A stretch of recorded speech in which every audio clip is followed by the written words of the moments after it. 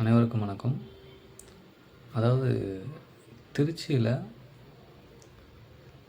ஒரு கிராம பகுதியில் சாலை வசதிகளே இன்னும் இல்லை அப்படின்ட்டு அந்த கிராம மக்கள் எங்கள் பகுதியில் வாக்கு சேகரிக்க எந்த கட்சிகளும் வரக்கூடாது, நாங்கள் தேர்தலை புறக்கணிக்க போகிறோன்ட்டு பதாகை வச்சுட்டு அங்கே வரும் கட்சிகளை இந்த மாதிரி ஒரு தகவல் சொல்கிறாங்க.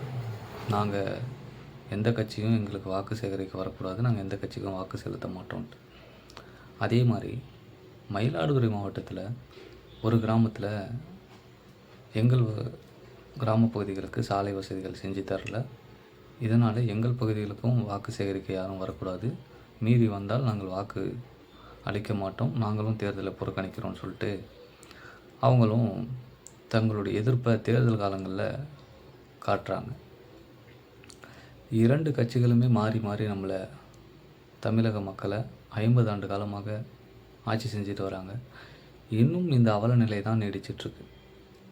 ஆக இந்த மக்களை தமிழக மக்கள் ஏமாற்றும் தோணியில் ஆட்சிகள் நடப்பதால், ஆட்சியாளர்கள் நடந்து கொள்வதால் தமிழக மக்கள் நீங்கள் விழிப்புணர்வாக இருந்து 50 ஆண்டு காலமாக உங்களுக்கு செய்யாத திட்டங்களை இனி வரும் காலங்கள் செஞ்சிருவாங்கன்ற நம்பிக்கையை அவங்க கொடுத்தா நீங்கள் நம்பினா இதை விட ஒரு அவல நிலை வேறு எதுவுமே கிடையாது.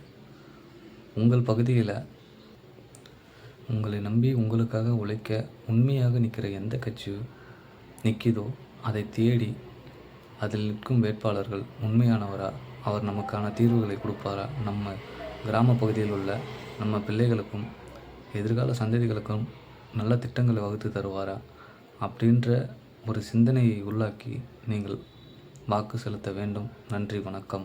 நாம் தமிழர்.